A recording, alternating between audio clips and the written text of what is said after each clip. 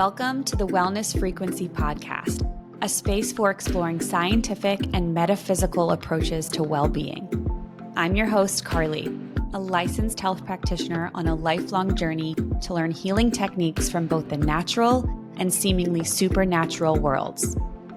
Each of us has a unique blueprint and vibrational frequency, which requires a tailored combination of healing methods to unlock our full health potential.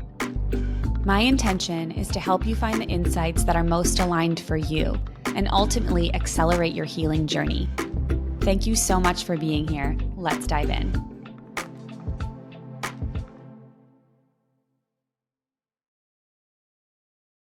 Welcome back to the Wellness Frequency Podcast. Hey, Scott, how are you today?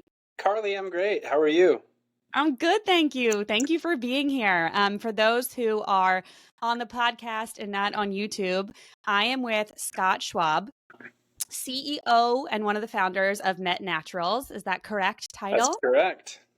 Okay, beautiful. Scott and I got to talk one time on IG Live. I actually just watched it back and there's a lot of interference thing. So I'm excited to have a fresh kind of conversation and a new platform. And my intention for today really is to just share how gentle and natural CBD and hemp plant can be. And I think what I love and practice is interventions that can be multifaceted. So we're not taking one supplement for one thing at a time. And that's how I view CBD, as it can hit multiple areas that people struggle with. Yeah. So we'll get there. But what I want to start with is I always find that usually our problem becomes our passion. So I don't know if I can recall our first conversation. I think that might be a little bit what happened with you, but I'd love to just start understanding how you initially got in contact or found hemp, CBD, what that story was for you to become so connected with this idea, this plant, and then how it grew into Mett Naturals. Yeah, great. Thanks, Carly.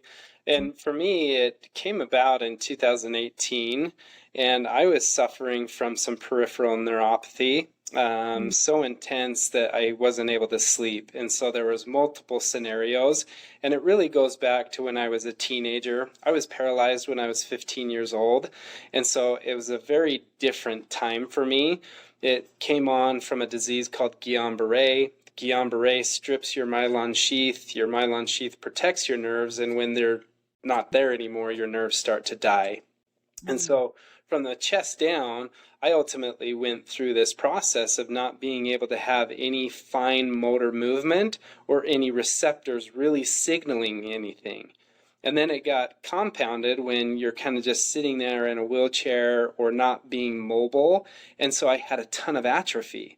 And so fast forward to all these years later, I'm having all of these like severe pain, like needles in my legs and my feet and in my calves. And I started looking at options or things that would help me with my pain and how I could manage my pain effectively. And there was synthetics that were offered to me. There were, up to date and new types of studies that they were doing with like things that could be implanted into your skin and give you doses of medicine. That didn't work for me. I wanted to do more of a natural scenario. And when it was first suggested to me to try CBD, I was probably like most of our customers, where they're like, well, isn't that weed? So at first, that's where I started, because I had no idea that hemp and marijuana were different strains, different genetics, and they've been that way for over 2,000 years. And so that's where it all began for me, but it was just really trying to resolve pain and inflammation, and then also some of the sleeping scenarios that I had found myself in, just being a bad sleeper because I could never really fully rest, and I'd have those restless leg syndromes, the tingling, the numbing, and so that's really what I kind of went into the CBD world trying to solve. So you found CBD and it started to resolve some of these symptoms. And so I guess this kind of segues perfectly into your company, because how do you start finding a high integrity brand? Where did you look? I'm sure you're doing self-education, but where did you start in your search for finding the right one for you? Yeah, and that's a really good question. Carly, there wasn't a lot of them, but there was a lot of brands. Like there was thousands of brands. I could find them on Amazon, I could find them at stores, I could find them really in a lot of different places, even convenience stores, but the quality just wasn't there. And I didn't really even know what that meant initially because I was like, okay, CBD is CBD is CBD. And there's nothing further from the truth. And so as I started to look at different brands, there was brands that I knew were going to be a little bit more publicly known or in front of consumers more often. And I'm like, but that doesn't necessarily mean that they're a great quality product. And so then I started to kind of turn my attention to farming. Because when you farm things correctly, when you farm things in a better way and with more integrity, you're going to have a better outcome or a better result. And a lot of people assign that to organic, a lot of people assign that to conventional ground. We ultimately decided to work with a farm that was regenerative, where we could control the inputs and the outputs. And because of that, we really started to build this process where people could trust the farm, trust the soil, and trust the process. But really came because I had tried dozens of brands where even from bottle to bottle, same company, totally different product. And I'm like, what is the deal here? Like, why is a product so different from bottle to bottle or batch to batch? And so these were some of the problems that we ultimately went in to try to solve. I think that's exactly what I've found before I really started using y'all's products was you'd get one really good night of sleep and taking CBD, and then the next night it didn't seem to work. And so people start to lose a little bit of faith in that supplement, and then they kind of leave it and try the next thing. So how do you and Mett Naturals, how do you ensure that supplement to supplement, there's some consistency in that product so people don't feel let down by it, I guess? Yeah, perfect question. And I really like that. For us, it had to be about creating a process that was the same every single time. And so our process is we go out right now, we're going out to all of our fields and we're testing to the billionth particle what is in that soil. Now, common things that we're hearing about all the time that are in our soils are heavy metals, residues, pesticides, any type of microbial damage. All of that is in the soil. It was there from a previous crop, a previous year, from a neighbor who does some type of like a spray. Like pesticides are just not good for the body. And we're seeing a lot in autoimmune diseases. We're seeing it in sickness. We're seeing it in things where people aren't able to really express or describe what's going on inside their body, but it's all the garbage that we've been putting for years, either knowingly or unknowingly, right? And we all want to trust the farm, we want to trust the produce that we grab from the store, but the reality is that's not always the case. And so where we started was the soil. Test it, make sure that there's no issues in the soil, and then we put the hemp plant that we've propagated our own seeds and that we've utilized year over year. Because our first year was in 2019 and we planted 500 acres. That is a lot of hemp.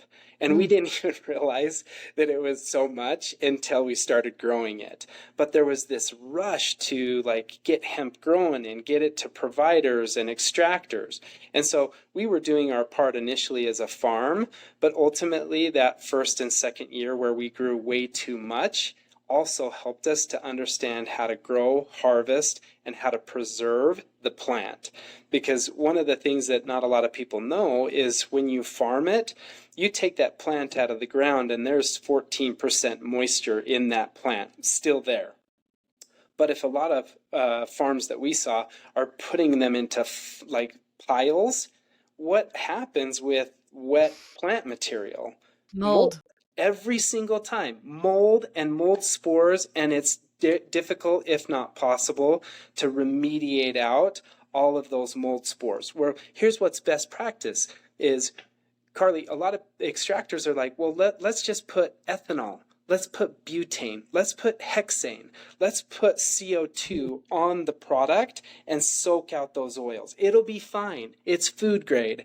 And we looked at this process like, how in the world is this even acceptable? Because Mm, not only are we introducing an environment where there's mold that's present, but then we're just dousing it with alcohols, petroleums, and like, what are we doing? And mm. so those were the first things that we had to change. And so we didn't launch our product until 2021. But it was because we wanted 2 years of really understanding the growing process, creating a supply chain that really worked for us as a farm and also the consumer, so that when we came out with a product, it really matched from seed to shelf. Mm. This is so incredible because my first, it was, I think episode 2 and 3 I did with a farmer who has a regenerative farm in Alvin, Texas. And the more I have these conversations, the more I just want to reiterate to listeners is that it's so important to have someone who's connected the farm to the product because you see all of these steps in between. You're seeing the planting, you're doing the testing, you care so much about the end product, you're following it the whole way. 9 times out of 10, the products that we use are sourced from the company is sourcing outsourcing, right? So there's a disconnect, an immediate disconnect. The source, the soil, the product. And soil health is everything, how you take care of it. And I think it means so much that y'all took that time.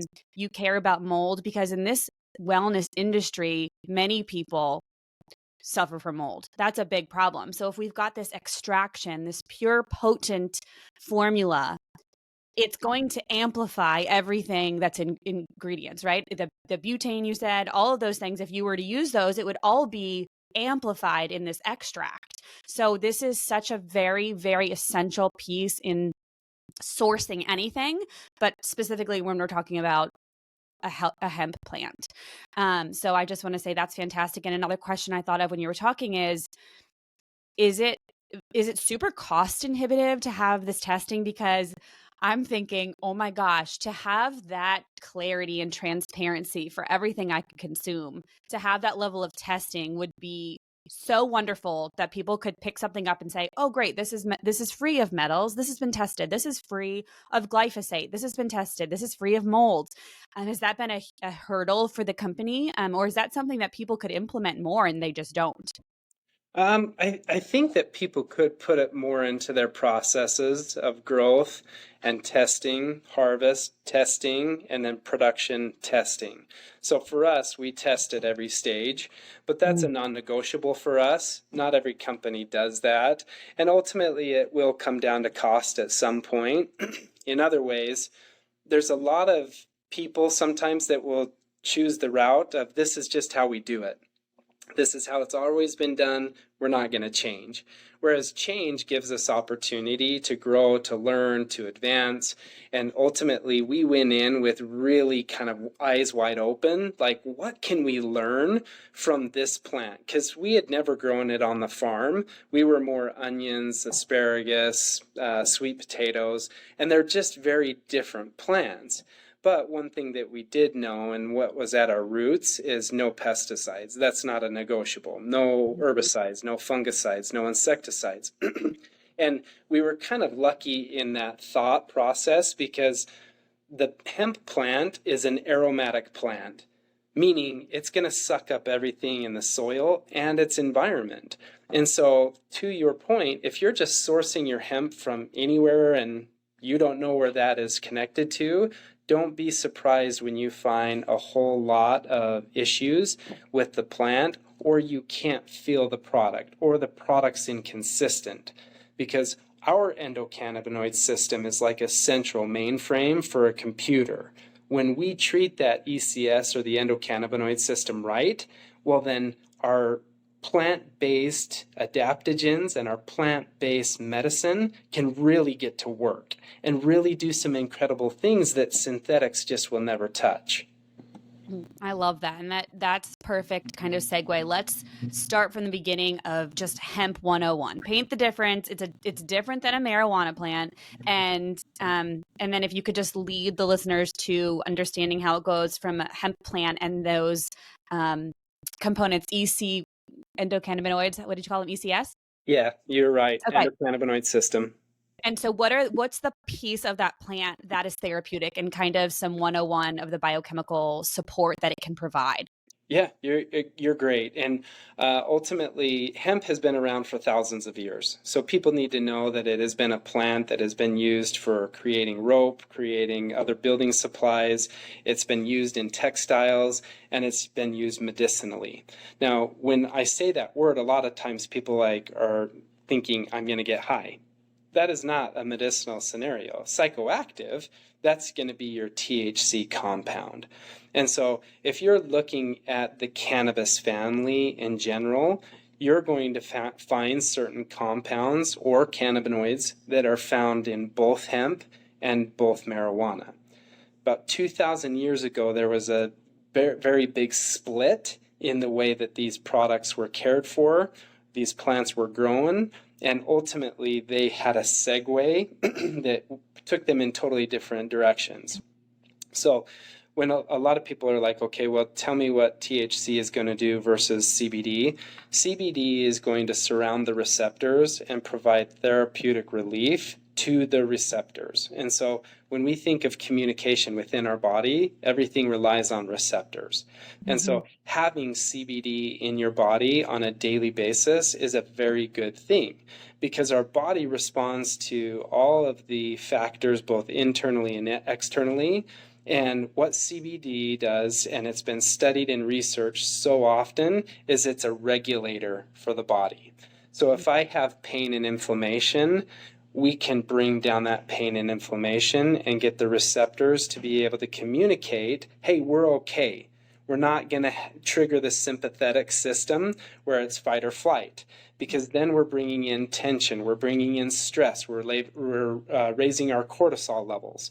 And ultimately, oftentimes we'll go through a day where really all we need is just a little bit of regulation, but we're searching for anything to bring down this and to do this and to help me to, not have stress, not have anxiety. Well, naturally, CBD does all of those things. It's just the best regulator on the market.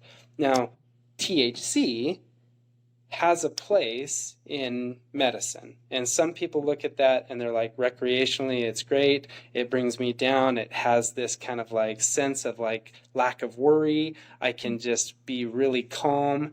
All those things are really kind of hand in hand with CBD because THC and CBD, they act as like a yin and a yang because THC is great for blocking receptor signals that are sending pain receptors.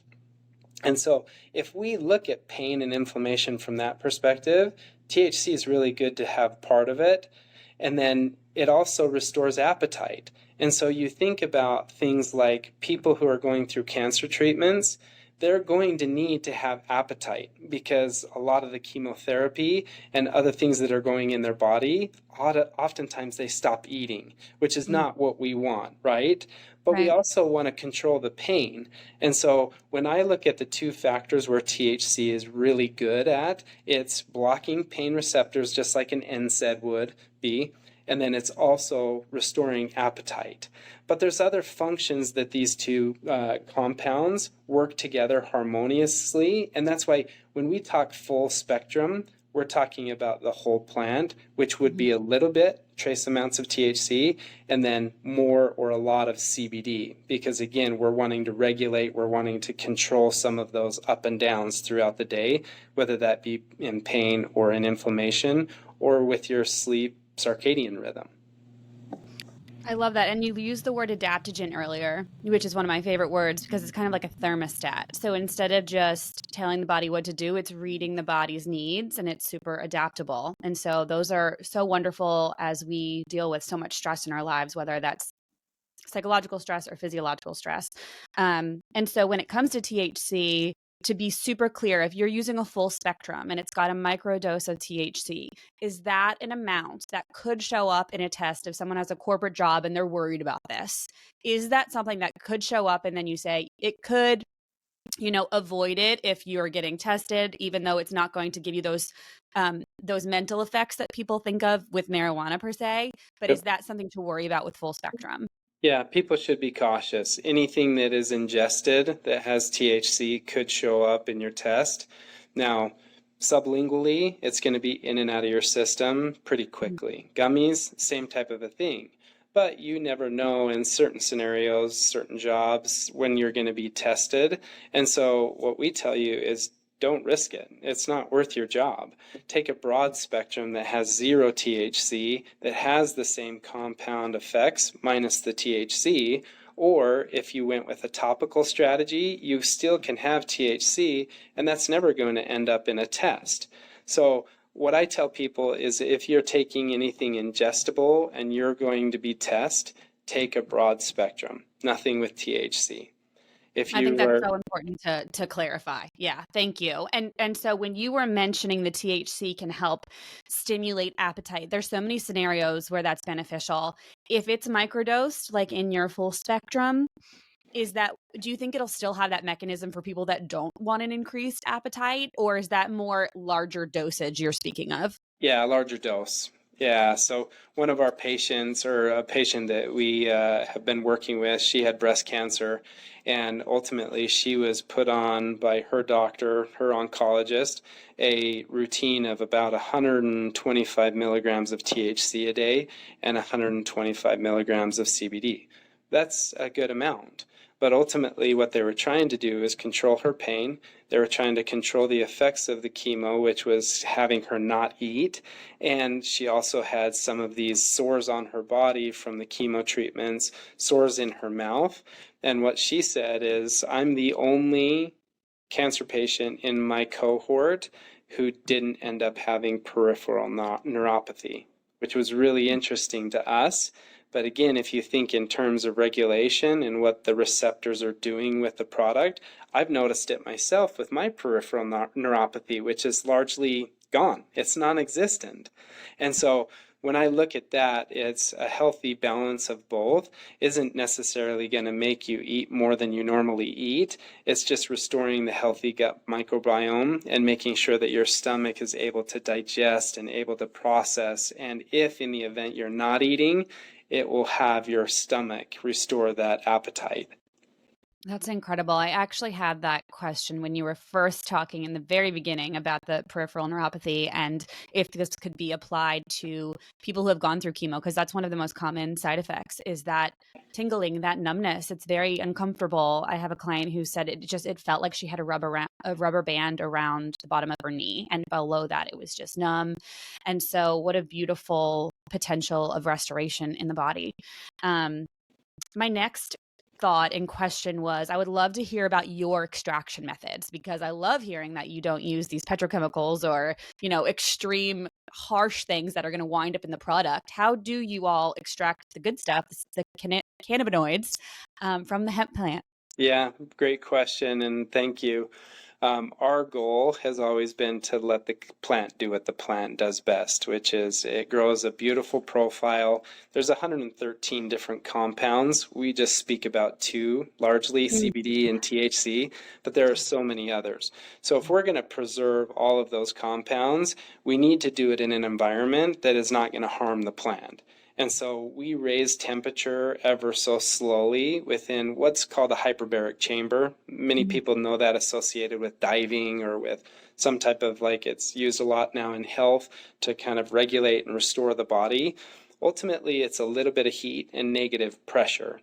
It oxidizes the product and allows us to be able to pull from the plant all of the essential oils, which is unbelievable because normally you can't pull all of those compounds from the plant in an effective way because you're beating it up so bad with chemicals. What we have is this hyperbaric chamber that the plant, and if you think about it in terms of a person, think about sweating, right?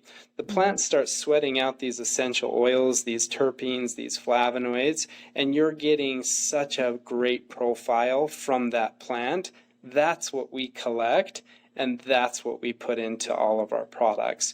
And so it's not uncommon to have this range of these compounds like CBG, CBC, CBT, CBDA, CBGA, like all of these other compounds that are now being researched individually to what they'll do. So cytokine health or respiratory health, CBG is one of the best compounds for helping people with respiratory colds, flus, any types of things like that. Well, we didn't know that 2 years ago. And so there's a lot of research that's coming, and I am so excited about it because I personally believe that every compound in that plant can be associated with a person's needs and or deficiencies. 2020 would have been a good year for us to know about CBG, huh? Jeez Louise, that's incredible. And you mentioned flavonoids coming out, and in my work, really the root cause of so many imbalances is inflammation, right? So basically antioxidants are so supportive of protecting against oxidative damage in the body. So this is kind of a way to protect the body every day, right? With antioxidants. Is that what we're saying? And, seed oils are very, demonized right now, but they're pervasive in the American diet. And so if someone is looking for preventative support, this is one great way to get, to lower inflammation and really protect your cells. We also talked about it helping with pain, right? That's actually how I started to love y'all's products. Was I had knee surgery, and the CBD topical is one of the only things that gave me that aching relief, and it's so effective. And the other thing I love it for is when I hold a lot of tension in my neck. So putting it on your neck before sleep, if you have a tension headache or if you have TMJ, upper neck before you go to bed is so effective and lovely. So pain management, antioxidant support, right? Here's only two of them. What would you say the next commonly the next imbalance, we could say, or struggle or symptom that people use CBD for? Is it anxiety? Is it sleep? Because I see a lot of sleep issues. I would just love to hear from your perspective what people are really using this for. Yeah, our number one product is sleep. There And you go. it's 1 in 3 of the outreaches that we get are about sleep from our customers, DMs, any type of emails. They are so concerned with their lack of sleep, their poor sleep, that they're just begging for some type of a solution. And we're so lucky because we have found something that is so effective. Like, we are testing it constantly with people in their Aura rings, with their Whoops, with their Fitbits, like with their watches. I test my sleep every single night, and it's just now a habit because I'm like, okay, do I need this every night? Do I not need this every night? And I found that having it stored in my system, because the ECS, or the endocannabinoid system, also stores cannabinoids in our body. But things like stress deplete it, things like anxiety, lack of sleep, lack of physical activity, soreness, inflammation really conflict with the ECS and its goals, which is holistic well-being. And so if I'm constantly having things in my body, whether it be through like a topical or through something that I'm ingesting, well, I'm going to have a rich profile of cannabinoids to draw from. So my body can utilize those. But sleep is one of the most pivotal and essential things that people are not getting. And so cool thing is about 2 years ago, there's a lot of studies that started to emerge about CBD and whether it was helping with sleep. So CBD, the compound itself, again, think about it from a regulator perspective. It's really preparing you for sleep, but it's not going to put you to sleep, and it's not also going to keep you to sleep. It will just get you in a relaxed state. However, the studies that had started coming out at that time were about a compound called CBN. And CBN is most associated with regulating the circadian rhythm. So having you go through each of the stages of sleep. So you need to go through those sleep stages to actually have effective sleep, because you could be asleep and just be in light sleep mode the whole night and you're not doing anything like beneficial for yourself.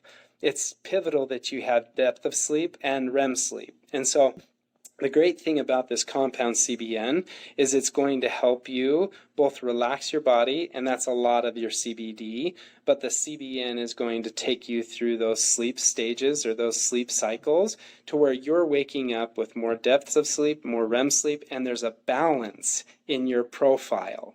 And we just then enhance that with a little bit of chamomile, a little bit of lavender. So again, we want you totally relaxed, but it wouldn't go without saying, Carly, that somebody needs to be able to manage what they can manage well, meaning I'm not going to have a bunch of screen time right before bed.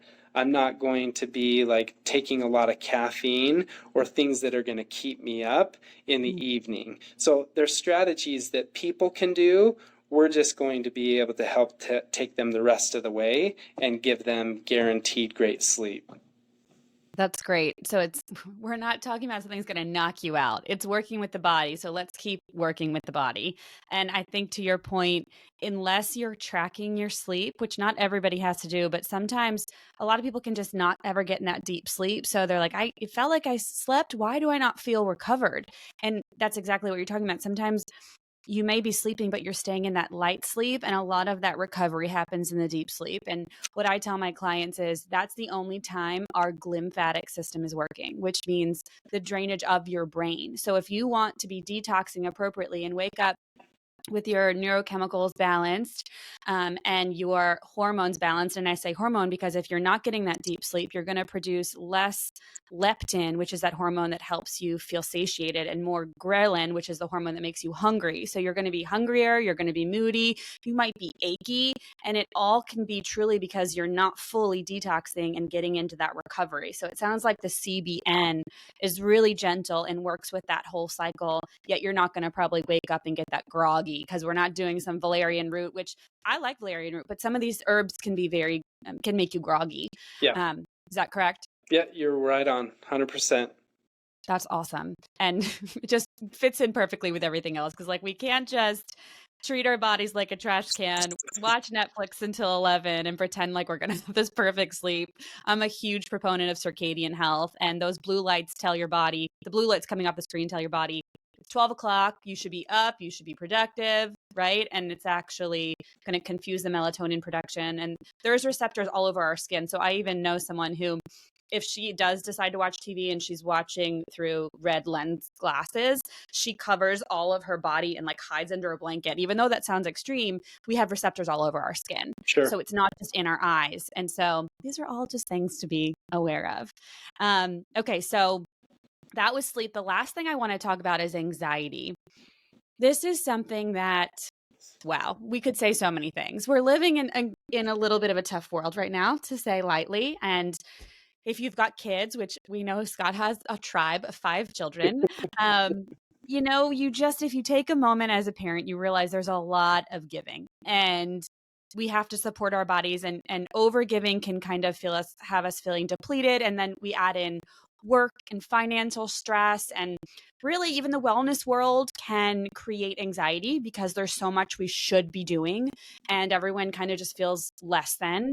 And so if someone out there is struggling with anxiety, how could this really help them? How could CBD or these other cannabinoids, and which complex that y'all offer do you see being a really nice kind of gateway, something to start with if people don't really understand where they should start? Yeah, very good question.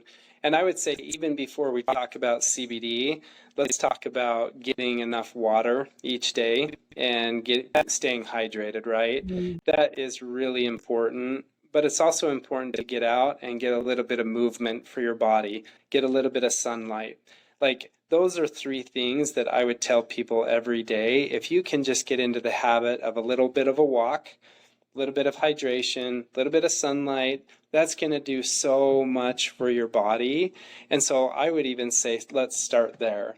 But to your point, we do live in a world that's a little bit chaotic, a little bit challenging at times. And so what CBD does for those daily kind of ups and downs is holistically balance you out. And so if in the event that I'm having a stressful situation and I can just kind of feel it coming on my neck, I can feel it like tensing up, your best bet is to do something like one of the gummies or one of the tinctures, Reason being is because they're going to enter the mucous membrane, particularly if you're taking it sublingually. Like one of the new strategies we're telling customers is chew your gummy, but then put it under your tongue and just hold it there for 30 seconds. Same thing with the drops. Put it under your tongue, let that mucous membrane take it and put it into your body. Within 15 to 30 minutes, you will start feeling it come down.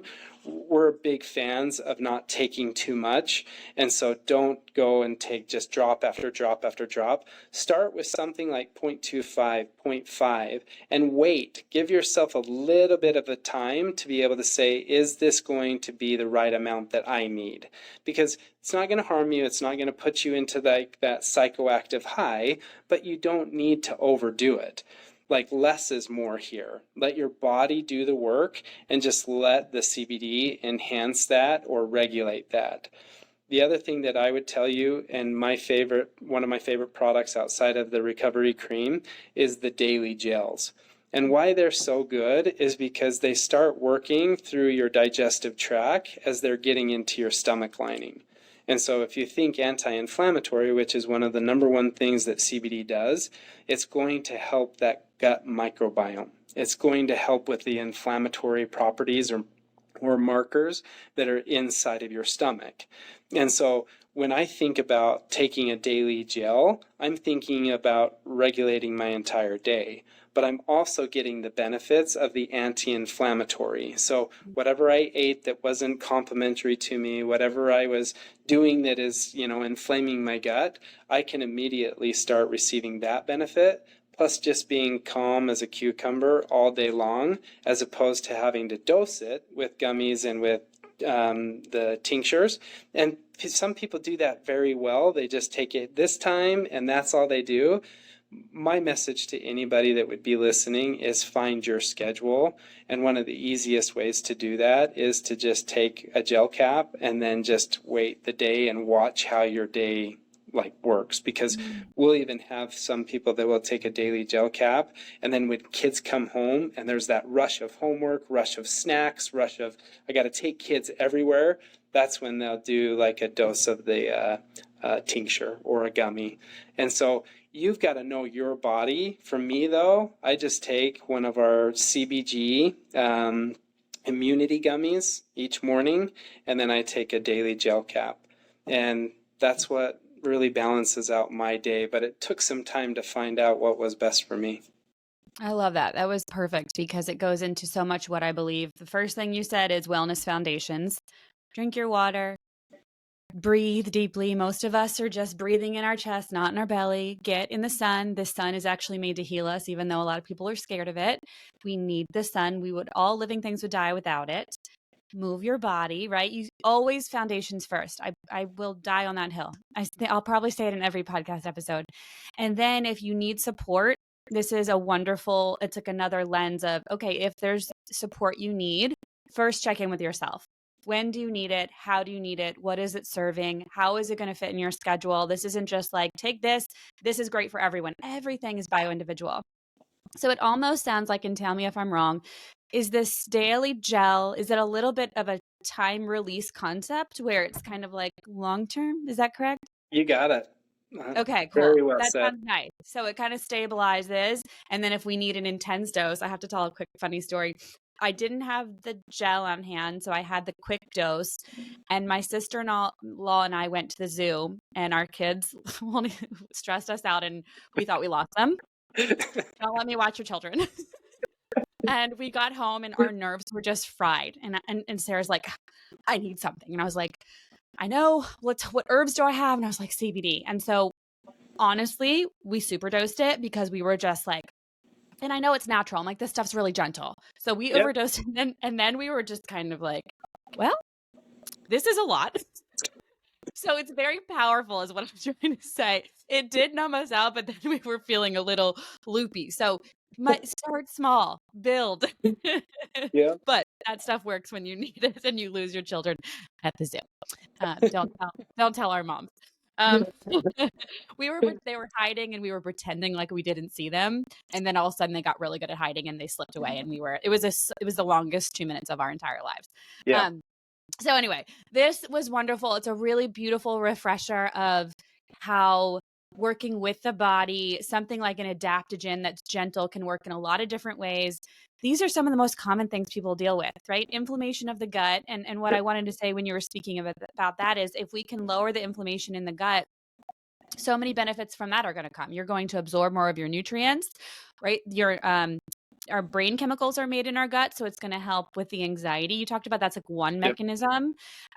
It's going to the microbiome is our entire immune system. So you mentioned an immunity gel, right? This is, and I don't use this too many times, but it's like a Swiss Army effect, where Swiss Army knife, right? Where there's all these one thing, so many different uses, sleep, anxiety, inflammation. If we had to pick 3 top things that people suffer with, that's a lot. And so again, what Scott said, do your foundations, take care of yourself. But if you're looking for something supplemental, what a beautiful, efficient, carefully taken care of company to support. And so I'm so grateful that I found you. And I can't even honestly remember how, but I care so much about sourcing that this company really, really speaks to me. The transparency. You can go on your website and look at the analysis reports of what's tested in every square foot of your farm. Is that how it is?